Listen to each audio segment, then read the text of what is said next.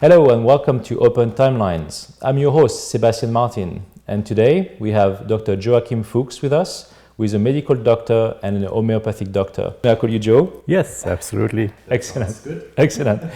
So, Joe, I found your background very interesting. You are a medical doctor. You studied in Germany, in South Africa, and now you are in Canada. And so you've been practicing, or you were in the medical field for over 25 years. And you are embracing homeopathy, vibrational healing, while being a medical doctor as well. So can you please tell us what led you to this path in the first place? I mean, most of us come from our own journey of what you call suffering or whatever, right? But when I trained in Germany, I didn't have anything to do with complementary medicine.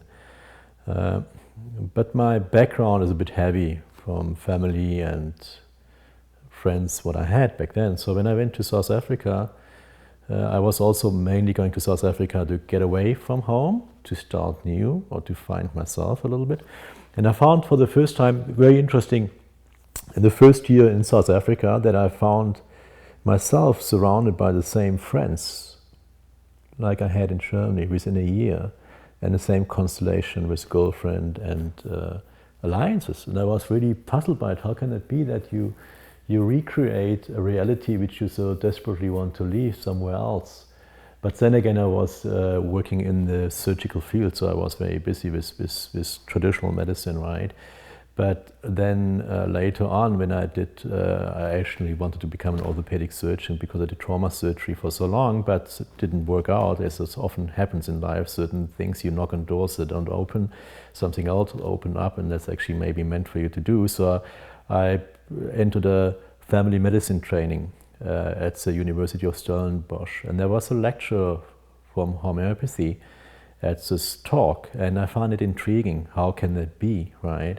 And then I found out there was a new course starting there, and in this course I met people who did vibrational healing, and every time I did something like new, it was against the old stream, and the way they presented it, it was intriguing and also very puzzling to the mind, particularly in medicine, where we have everything is research based and we have protocols, we're trying to classify pathology, and here we have theories, ideologies which go the opposite way, where we find underlying blockages, etc., and to treat completely opposite. So it was, and especially with vibrational healing, which I learned with Jeff Levine in South Africa, again, a new technique which was also revealed in success, which I applied in a trauma setup in Victoria Hospital, where, for example, we learned that you have your inner healer, and by accessing your inner healer, you actually overcome a friction you have. For example, I had a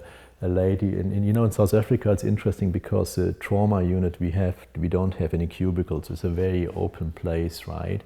And I had a lady coming in who lost her child of maybe 3 years old drowning in a swimming pool, but she wasn't with the child. It was like visiting some other family members. And when the family members brought her in, she was completely no emotions, nothing, completely cold and in shock, and nothing, but emotionally completely traumatized.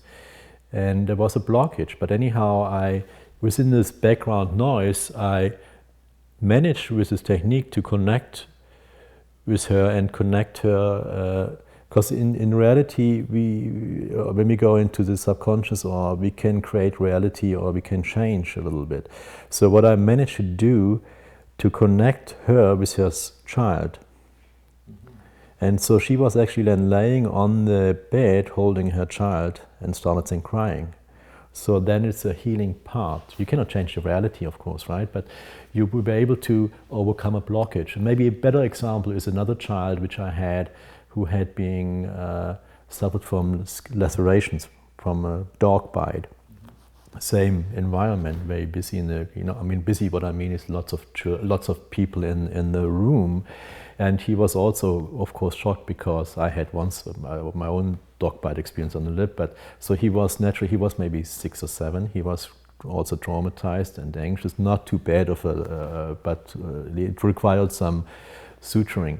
But needless to say, in his case, I had to connect him with his own little dog. Because when I connect with you, we kind of blend together, and so we can actually, because sometimes we know that if I have a problem, I'm blocked, but if I connect with a third party, that even works in therapy like this, he can reflect, but he is not involved in this trauma, so he can get a message from within you. So in his case, I got the picture of he had to connect with his own dog. He had a little dog.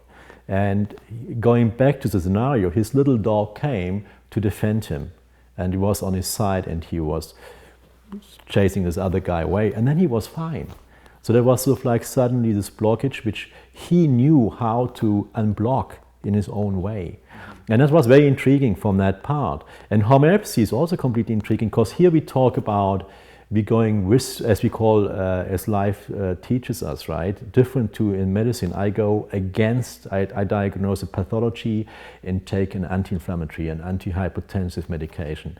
In homeopathy, we use something which is known beyond homeopathy in Chinese medicine over thousands of years. What can cause can cure. But homeopathy differs from anything else that Hahnemann diluted it to such an extent where it becomes ridiculed in public. There is nothing anymore in it, but yet it sort of like evokes a healing process in the body. But because there's nothing in it, it's gentle. There's no chemical interference. So would you say like homeopathy, some people are criticizing it, thinking it's like a sugar pill, that there's nothing in it, it's a placebo effect, but yet there are some studies showing that it's been quite successful in animals. So to the defense of homeopathy, from the medical point of view, why the medical institutions in general don't tend to like homeopathy? Absolutely, and that's an easy answer, I find, because you see, because of the very notion that it's only energetically. For example, all of us have, let's say we have a music, you respond to music, and you have through a memory a good, U2 is your favorite group. And there's maybe one song which you have a fond memory, but I listen to this song and maybe going back into this use and this memory coming up, your opium or endorphins are released and you have a heightened feeling. And somehow you feel better as before. Now, in a waiting room of 50 people or whatever, if people come in with suffering or whatsoever, and I put music on, right, maybe if some people have any response. If I put rock on, U2, you would be part of it, but what I'm trying to say is when this one song comes on, only you would have this response because it's fine-tuned to you. It's specified to what your distress is. And that's what homeopathy is about. So how do you integrate the vibrational healing, and what kind of tools do you use in the process? I haven't done the vibrational healing so much since I'm here in Canada, but I have done it in South Africa and when I was on the cruise ship. And it was interesting, but I start doing it in a guided meditation. I'm running a seminar where I talk about the four bodies, the physical body, the emotional body, the mental body, and the energetic body. And yet the fifth part, which is not you, particularly the GI system. And there I bring what we know from homeopathy, chronic disease in, where we have chronic disease, which is back to the question before, why is homeopathy, let me only explain one thing about homeopathy and traditional medicine. So if you are, to make it more understand, if you, let's say, feel gloomy, right, and I'm your friend, and you say, I feel not so great, and we go out, I try to lift you up, I make jokes, try to, hey, come Sebastian, it's not so bad. You might come up with me at this moment while I'm in your presence. But once you go off of this environment, it levels out and you go back down again, and you might say, oh my, well, he has so much more than I do. His life is actually good and I'm actually really not great. So you go even further down. Homeopathy would work like this. So you phone me and you say, you're not really great. We go out, I tell you, I really screwed up. I made a huge mess. I'm getting divorced, I'm losing my job. And you say, oh, whoa. And so you start lifting me up. You go home and you feel great because you realize that your life actually is fantastic.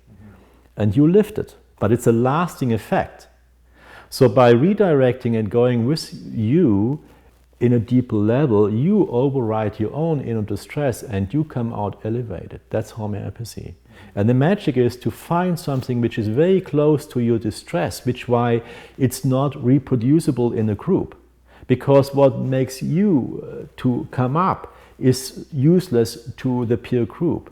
And which why science is, in homeopathy is not as reproducible as to give all of us ibuprofen, a Motrin or Tylenol or whatever you want. We all have a response to a blood pressure medication, right? But a natural thing is only responding to your individual sensitivity. And that brings it back to the GI system.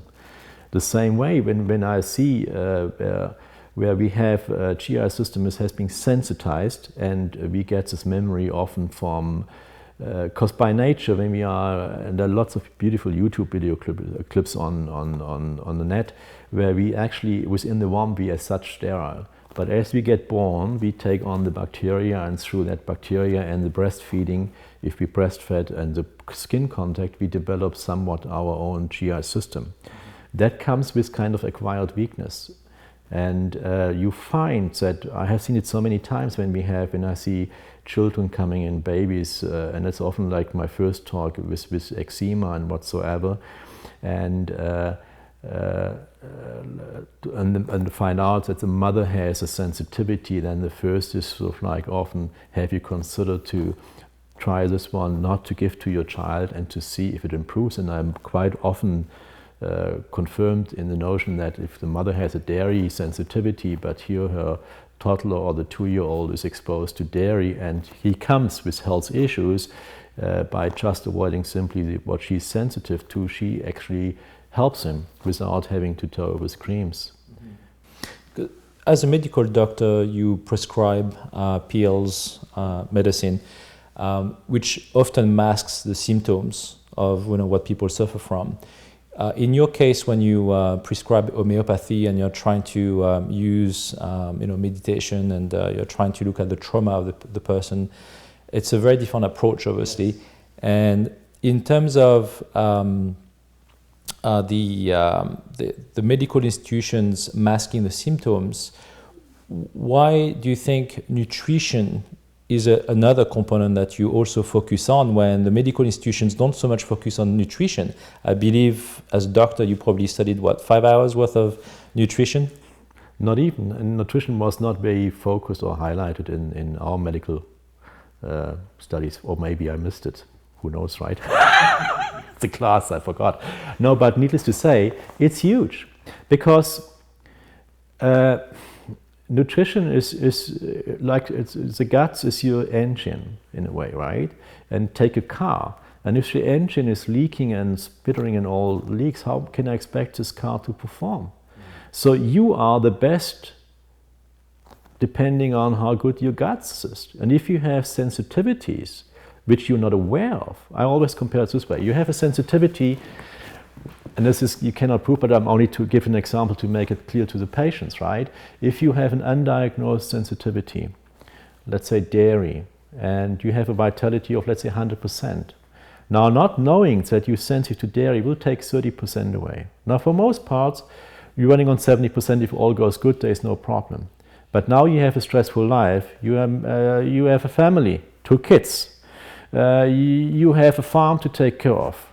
Stress takes another 20% off. Then you have a cold coming, you're going to red zone, you fall down, you're becoming cranky, you have often, I'm not coming out of the cold, I'm having it for 2 weeks now, instead of like everyone else, but it's always me, always around this year I get this cold and it's not going away. So by identifying what actually is not so great for you, I give you 30% more energy to combat your stress which you have, which you cannot change. You cannot change life change with kids and work. You cannot change the cold coming around. However, if you're having 70% of your vitality to deal with this, that betters your chance to get over it without the need of medical help. So there I'm coming in. So if you are on the bottom, depleted with your cold sore, and now you have really gained a bacterial infection, then we need antibiotics to make it better. That brings it back to the question, how does it work? Because Hegel, actually a philosopher, a German philosopher, talked about it, where we have, and what we see especially now with America, it's beautiful, because homeopathy is always law by life. You see what's happening in reality, where we have different forces opposite to each other. But the truth of it, it is a middle way, right? So I find it actually really very intriguing. So if you come, I see often patients who are coming really depleted through lifestyle choice, not being aware, going through life, and no one, that's a human thing, no one of us is changing if all goes well. We just change if we're on the bottom, or if we have a major health crisis with major pain where we have an experience of some leak, but it needs major stress, or we really are, like I say, a health crisis. Then we start looking, what can I do to make my life better? And now willing to change. Now you seeing me on this pit. We know it from an alcoholic. An alcoholic continues becoming alcoholic, ignores his friends, his wife, he loses everything till he's rock bottom. Then he starts listening, and then he beats his head against the wall and says, why didn't I listen for so long? But something about humans, we need to go fairly low before we change. But on this bottom, we need to go drastic in order to get him up to a level where he can now do all the necessary changes, where medicine comes in. The problem is where we do it overboard with medicine, which led to our crisis with the resistance, that we are too much with the medicine. A lot of people nowadays in the world where we have a fast pace relying too quick on medicine to fix the problem, because I cannot take off, the work gives me trouble. I mean, especially in Europe where we have often two works at the same time, there's really a huge stress life. There's no time to reflect, there's no time to now let your body to heal itself. I need some pill. So Joe, I would like to go back to the sensitivity aspect and allergies. So if you look at this component, and I had an anecdote to share. I went to see my local family doctor because I was taking some local supplements, and I wasn't sure if I was taking the right supplements, so I went to find out through blood test what I was lacking of. And that was my main inquiry. And when I went to see him, he said, look, you don't need supplements. All the vitamins you need are found in your food. And then he shared a study with me that was a 30-year-old spanning lifetime story of two groups of ones who took supplements and the ones who didn't. And the ones who took the supplements died 2.5 years earlier than the ones who were not on the supplements. So my questions to you in terms of vitamins and GMOs, we can see that GMO foods nowadays have glyphosates that prevents the nutrients to be absorbed by our bodies. I can understand that if we're eating some organically certified foods that didn't have any chemical-induced products, that we will be able to absorb all of these nutrients and benefit from those vitamins. Hence the reality of supplements being so important nowadays. Do you think there's a link between inflammation in the body, sensitivities, allergies, and GMO foods? There's a huge link between inflammation, the food, how we done, and look at the environment. Even look at, again, differently. When you look at our environment, our lives, what we've done, the world is much more sensitive, much more inflamed. There is a beautiful article on the CBC which shows this island far out in the Pacific, completely restricted to any public access. It was just now, yesterday, 18 million pieces of plastic on the island. That's our world now. We're driving cars. We have influenced the world, the globe, with production through our food. The wheat, for example, has much more gluten than any before. And that, a lot of people are sensitive, which is often ridiculed, oh, another gluten. But the truth of the matter is that the content, protein content, is much higher. The fruits, the apples nowadays, it's market demand. I mean, you have been in business, you know how it works. We need to sell the product. You're not selling products if they are not tasty. So you're selling your produce if it's more richer in taste, more sweeter in fruits, whatever. But that means amount of let's say gluten hitting our body has made a lot of people sensitive to it. Now when we have sensitivity happening on the bowel mucosa, then you often get what the naturopath knows more about, leaky gut, but you see the smoothness of the alignment starts to break up. We have opening gaps, which exposes molecules, proteins, which are not used to in the system, go into the system and evokes the immune system.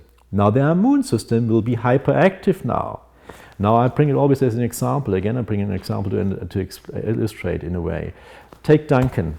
Duncan, we have 40,000 people living with the surrounding 70,000 people.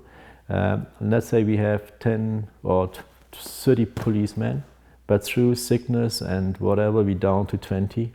Now they have to do shifts, working hard. They're taking espresso, that brings it to the supplement. They're taking Red Bull to keep awake. What's happening there? They're hyper-reactive. But now the likelihood that they overlook a bank robbery and pin down the grandma who is going across the sidewalk wrongly is very high. That's what's happening. You see it in the States, where we have an overshooting reaction, which often like ridiculed in comics and whatsoever, and to overlook the true nature of the problem.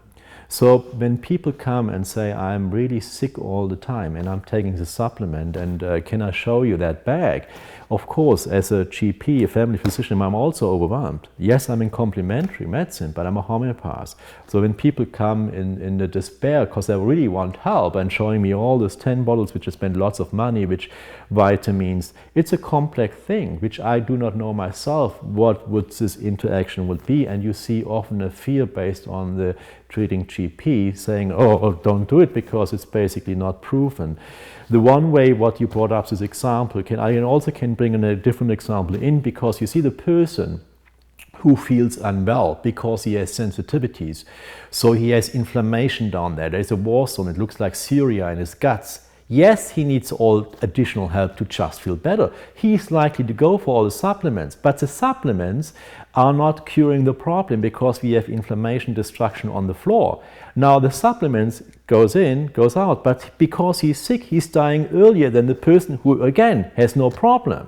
We talked earlier, the person who is in a health crisis looks for help, not the person who everything goes well. If your life is well and no problems, why would you go for a health strip? Not needed.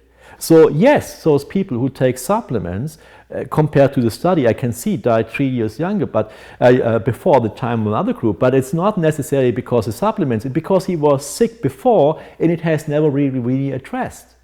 So in order for you, what I do for my part is my opinion in a way. When you come in to see me with a hyper sensitivity, or you feel unwell, you feel tired, you're dragging yourself with all the supplements, and I ask a question, what's happening with sleep, etc., and what is your food intake? And you're telling me, I eat no processed, I eat healthy. That's a very common theme. I eat healthy. And then I say healthy doesn't exist. Do you have anything? No, I can eat anything. And then I start to question that. And then we have to start from the beginning. And I want that you do a 7-day elimination of, let's say, big food groups. No dairy for 7 days, and on day 8 a lot. And then to see how you feel. That's a basic to first, and I don't even care if it's organic dairy or not. And that brings us to the level where your ABC for you on the guts, where we know now, oh, who would have thought?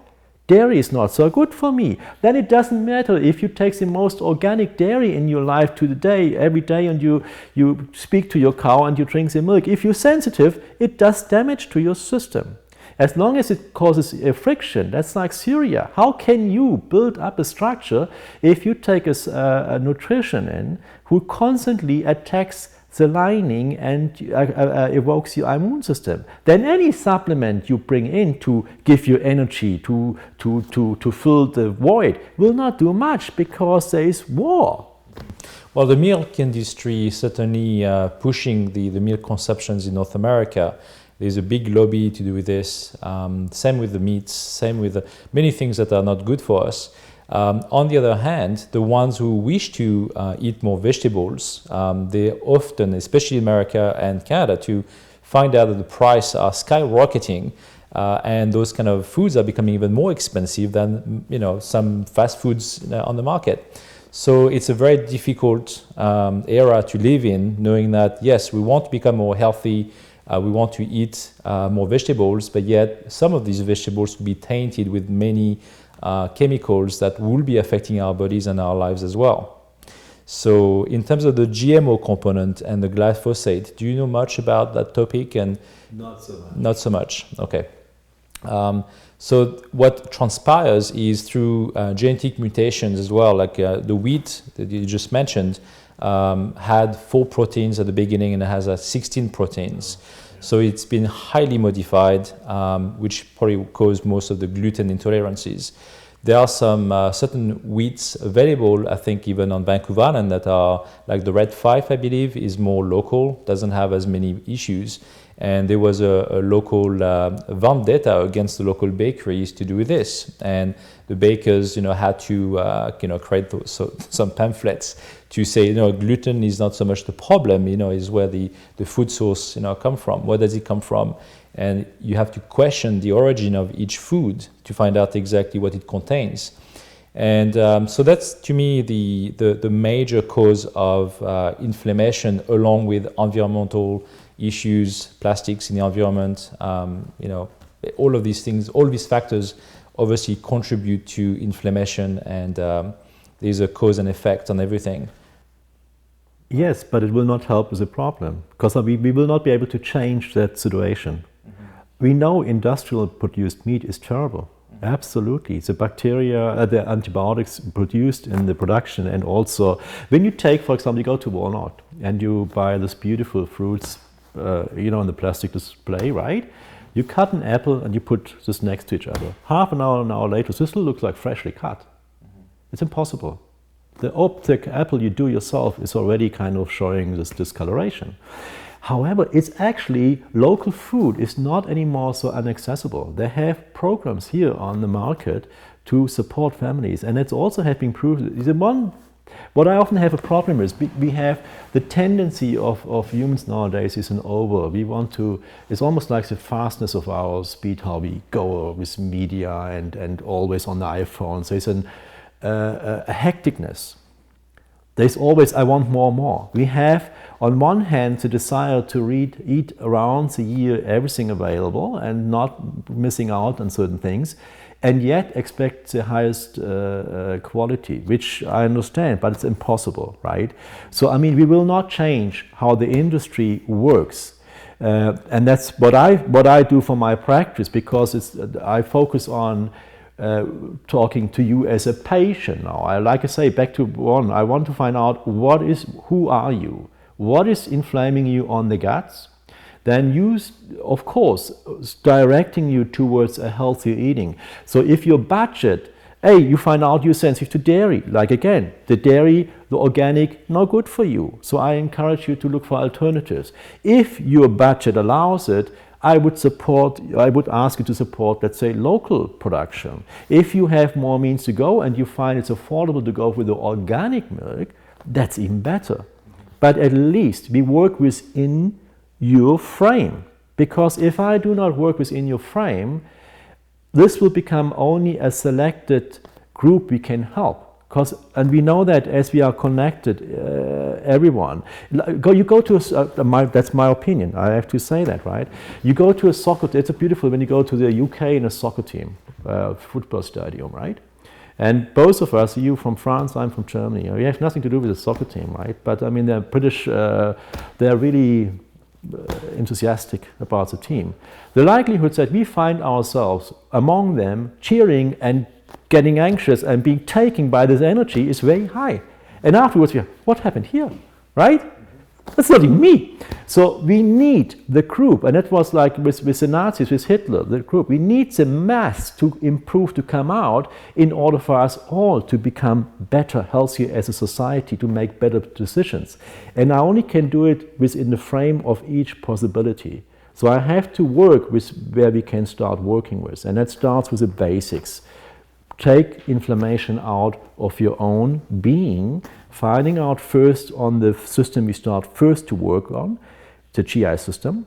And then there's another story to you. They sort of like, you have a memory, you have been here for some years. They sort of like the physical body, the emotional body, the energetic body, the mental body.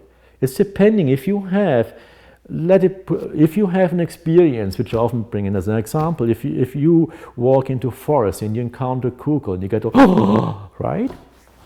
And that gives you a shock which you potentially not overcome. The likelihood that you give it to your child and say, never go to the forest, it's a dangerous spot.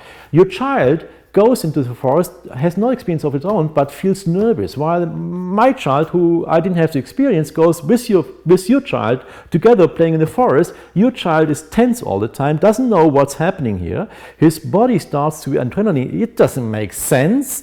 My boy has a great time, and your boy, asks himself, what's wrong with me? What's happening here? Right? So we teach our blockage inadvertently to our next generations. By unblocking it, making you peaceful with what you come from, calming down inflammation, calming down stress within your body, brings you to a higher level of whatever you want to call it, where you make better choices for yourself and the surrounding, and so the group as large as we are come to a better overall choice making for the society. If I have people on not getting there, the likelihood that we change something is limited. So I would like to move on now to the the vaccine aspect of Yes. the medical institution. So as a family doctor, you obviously prescribe regular vaccines and homeopathic vaccines as well. Not so much homeopathic, sorry. Not so much homeopathic vaccines, but what is your views on vaccines compared to what has been already portrayed through Vaxxed, through different movies, documentaries, attacking the CDC with Andrew Wakefield and also Dr. Thompson from the CDC, who came up with documents to show that the CDC was hiding information, was destroying the documents. And that was actually given to the US Congress in 2014. And those stories have never been retracted, but slightly modified, but showing still a link with autism and the MMR vaccine. What is your position on vaccines versus homeopathic vaccines, for example? Very difficult questions, and I'm not clear myself about it, to be honest. I had received the vaccines myself. I actually vaccinated my kids because, you see, in homeopathy we treat likewise. And then I worked in South Africa, and I read TB was huge. When you see young kids having to go for 9 months on medication to treat the TB. And there's a beautiful story about this hospital in Switzerland, which was until 1930 completely full. And then when TB was treated before with mountain air, before we had antibiotics and then the vaccinations. When you even got to the hospital, the likelihood of you surviving was 1 in 3. So there was a whole energetic pattern which is different again in chronic disease in homeopathy. But needless to say, those things we don't see anymore. I have 2 patients with polio. When I see them suffering, right? Look, and those things which we got rid of through the vaccine, the majority made us. I watched a BBC series about Mozart. He buried 4 of his children before he had maybe 1 living. That was a common thing, that we lost so many to disease and whatsoever. Nowadays, in our modern world, if we lose a child to disease, we're kind of shocked. So we have, but yet nothing is really safe and nothing is sound. So if you come and say you don't want to vaccinate your children, I support your decision. I do not know.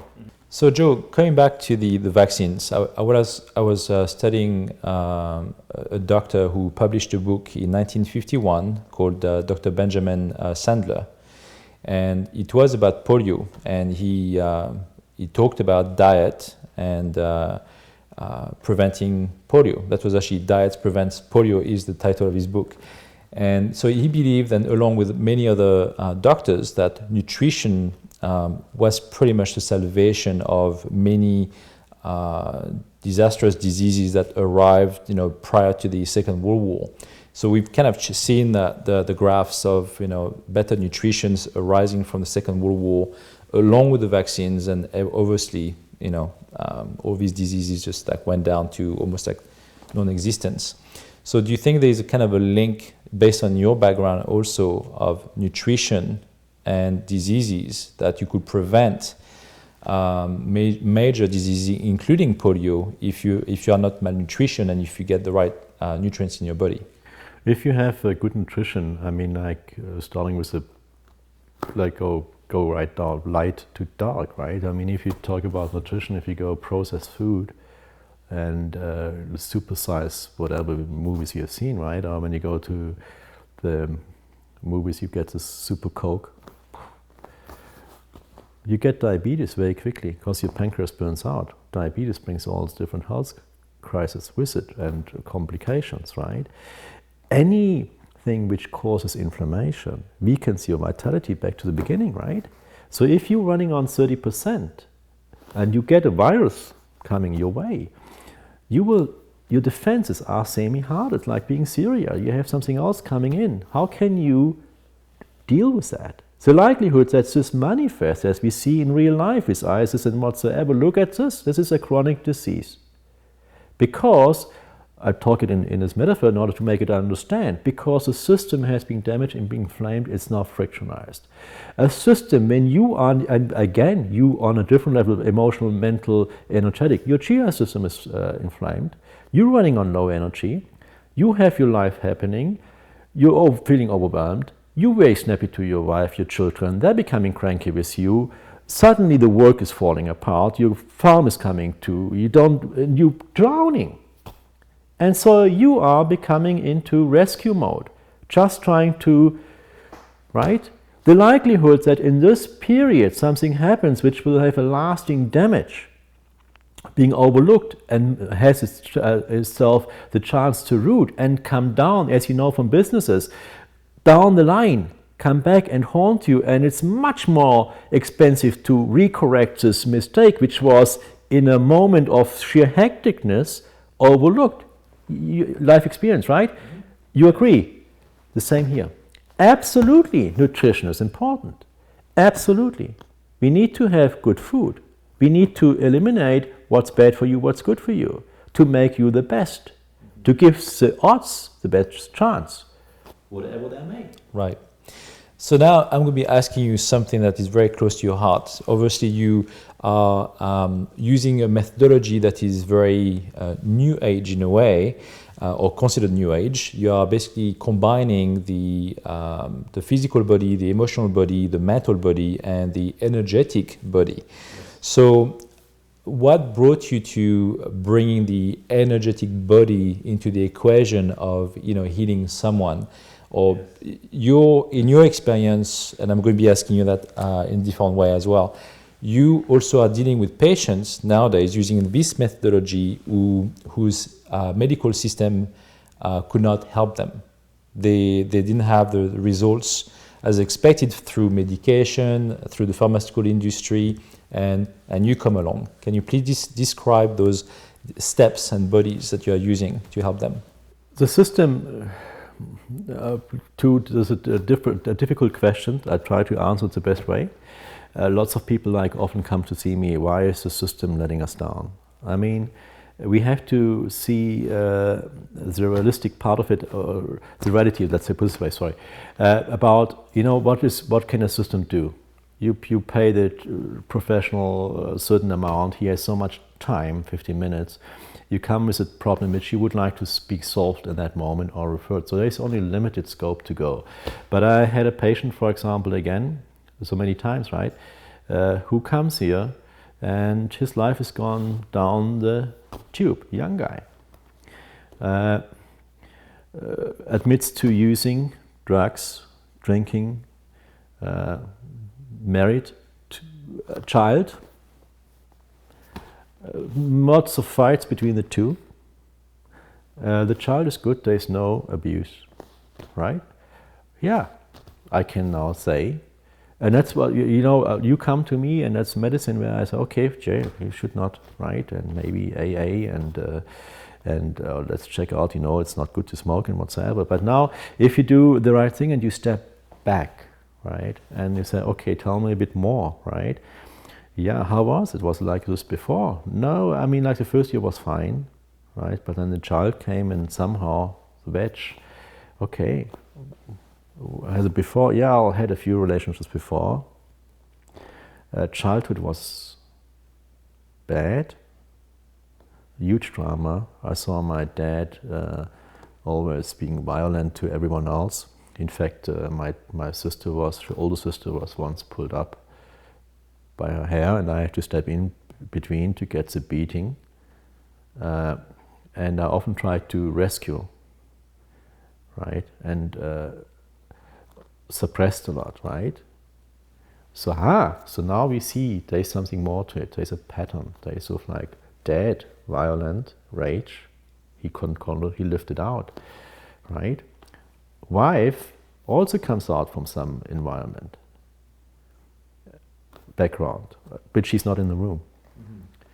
And that's a human thing. We love our children. If you're normal, I mean, you see certain people, which fits Austria or whatever, right? But the average person tends to love his child more than we love ourselves. So you can give a lot of love to your child and teach him and trying to not that he has to go through what you have gone through. But there is some energetic pattern, I call it the bubble, or I call it sits on your shoulder, which is given through you. Because it's almost like a Shakespearean game. Mm-hmm. My father is playing the butler. He retires, I'm going on stage, I play the butler. I have my own experience as a butler, but I play the butler. So I see it so frequently that people repeating trauma in an incarnation, which again, like example back before, with a forest, where I don't really want to do it. And they walk out of this relationship and, oh, thank God, finding themselves attracted to a person, and 3 years down exactly the same. And that compounds on that, I'm crazy. Oh, my dad was crazy. I'm genetically inherited this mental health issues. That's sort of like the example what the people often come. Oh, my family was mental health issues, right? That's why I am, it's this weakness. And that's wrong. And that brings us to the energetic pattern. And there are methods which traditional medicine, because we're using pharmaceutical, the SSR, the serotonin reuptake inhibitor, will not solve the problem by giving you more dopamine in the receptor.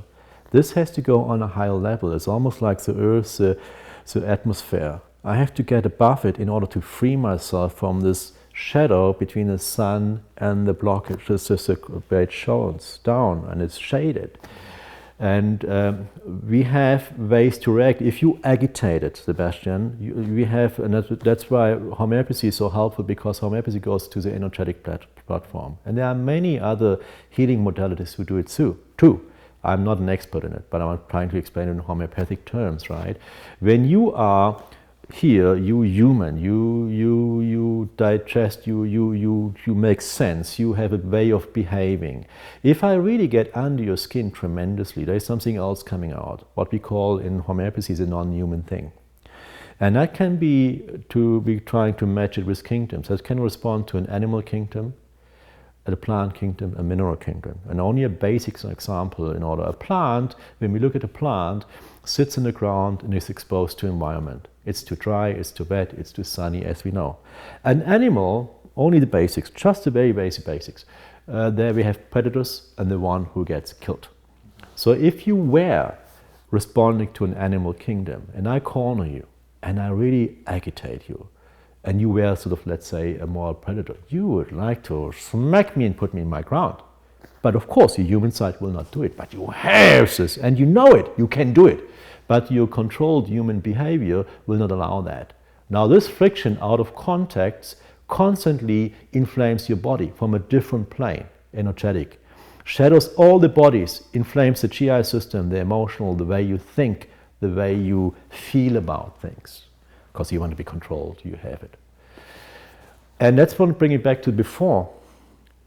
there is sort of like, and we see it, I see it maybe, unless homeopathy taught us, 200 years ago, homeopathy found out that when I treat someone homeopathically, at one point, even though I give him the right remedy, he comes to a stop. Why is that? And so they came up, Hahnemann discovered that it was his last biggest breakthrough. There's sort of like the chronic disease, and that's a big one with TB, like psoriasis, TB, psychosis, syphilis, and we see it in modern times nowadays. And each has a certain quality. And now those diseases have been with us through our life, through our centuries. Europe was crippled with TB, syphilis, gonorrhea. Those genetic accounts are coded within our systems. It's almost like 5 tunes.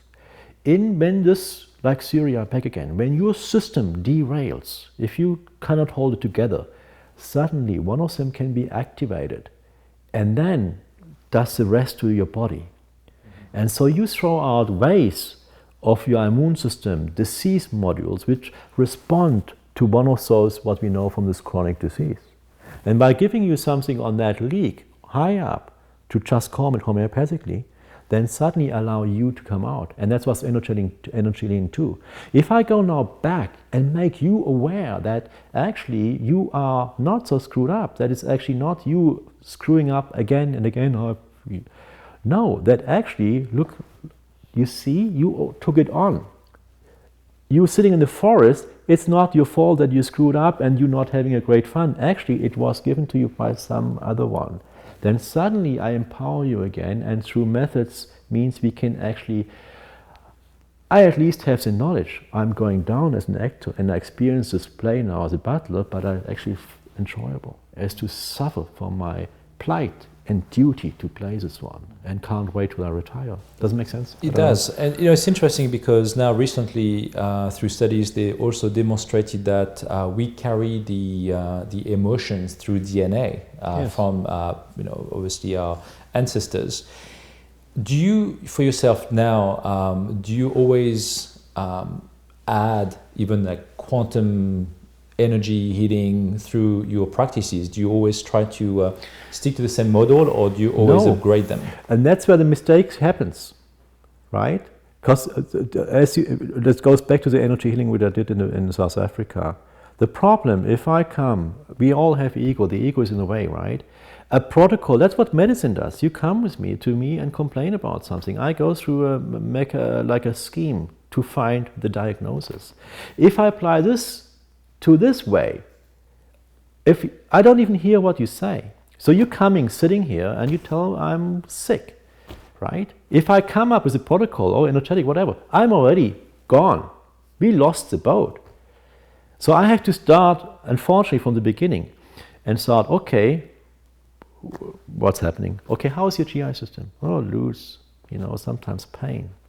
Okay, let's start with the basics, right? Have you ever figured out what's good and bad for you? That's, again, I need a good functioning engine for the rest of you to ever have a chance to get energetically to a level to deal with all this stuff. It's no point having a dysfunctional GI system and me talking about your ancestry. You're just dragging yourself through the day with beer, coffee, Red Bull, Michael Jackson. There's no time to now do energy healing it's always time, but I'm trying to say I have to. And so then, okay, I'm not getting better. Okay, what's happening now? Yeah, okay, then it's maybe emotional, right? Because it's like you revealing through your presentations, through your complaints, everything about you. But it's my task to just listening to hold the space and go with you on that journey. And as you are, because if I do it, I can't.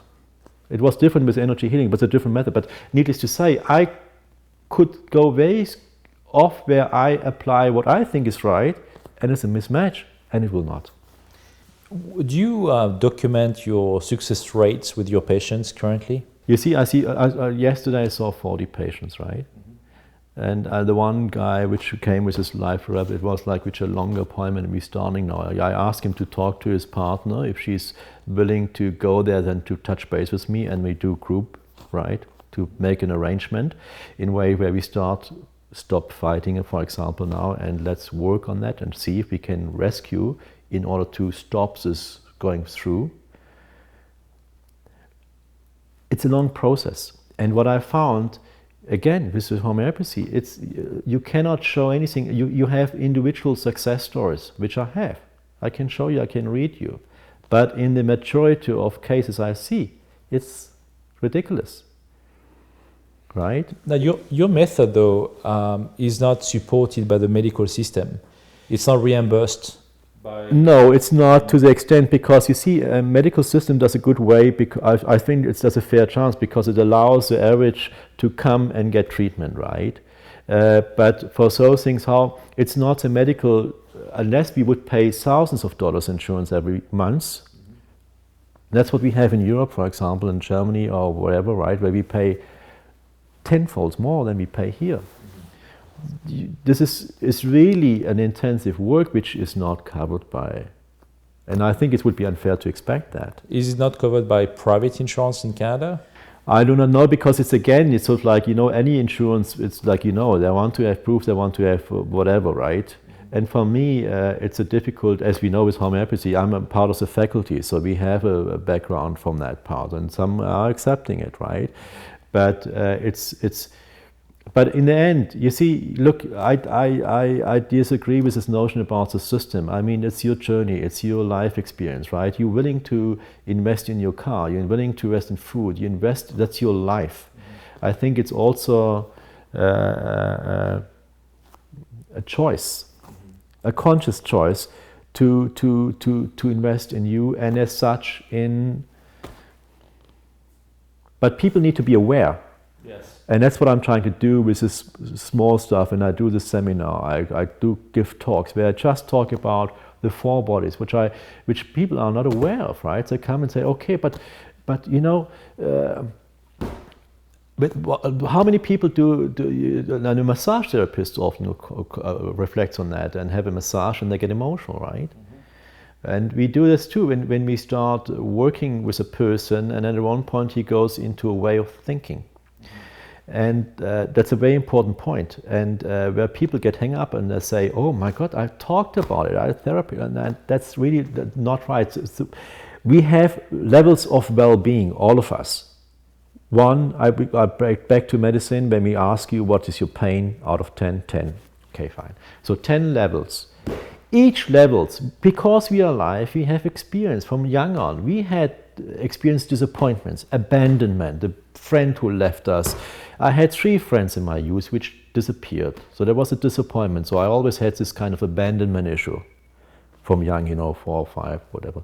But needless to say, though, each level we decorate with paintings, with colors, with thought process. And we know that when I have a cold, a virus happening, I go down to often low, where I don't want to go out of the house, I want on the blanket, and I feel like, oh, don't talk to me. I feel anxious. I get naturally over that virus infection. I feel on top of the world. I feel like, wow, dancing or whatever, going through town. I feel can do anything. When I'm stuck through disease on one level and thoughts coming up or treatment comes up and all the old memories come up, it's not necessarily that I'm back there again. It's just a reflection that energetically I'm stuck at that level. And the true question is like looking at this painting and therapying it is to find out what holds me down there. Why do I not go up? And that's a true question. And if I can change that one, your life is actually fine. So Joe, could you tell us, do you have options for people to contact you through Skype, or if you provide your services, do you have the intention down the line to provide webinars perhaps? Down the line, yes. I'm right now, I haven't thought about it to the length of it, because right now I've done it locally. I do like through my practice, I offer on Saturdays we do a course, but that's to build it up, and I have 2 very good helpers, and we're trying to establish the next platform, and that would be certainly coming down the line. Mm-hmm. Okay, because you are providing workshops currently of Yes. groups up to 40 people. So it should not be more than 20, because it becomes, as we go to these higher bodies, it's a more closed. But eventually, because we're running it in the beginning now, we'll see where it takes us, right? Right, yes, okay. And my final questions to you would be if you have any kind of message or anything to add to this interview, what would you like to say? I mean, definitely to bring back some sense of humor into life, right? And what I also would highlight in a way that our times are so hectic nowadays that we have to reflect more and trust to simmer down in our daily activities. You see it in schools when kids are over involved in activities and it comes home, be busy all the time. There's always and that's a big inflammation, right? You see it very commonly that I had talks with and my family is the same way nowadays. We have to consciously make clear, okay, now we're not eating with a phone. We try to connect, right? Because that's so important to connect with each other and to simmer down in our hecticness, I would say. Okay, perfect. And laugh about it. Yes, exactly. Well, thank you much, Dr. Thank you for having Joachim me. Fuchs. Yes. It was great to have you on the show. And this was Sebastian Martin from Open Timelines. And until next time.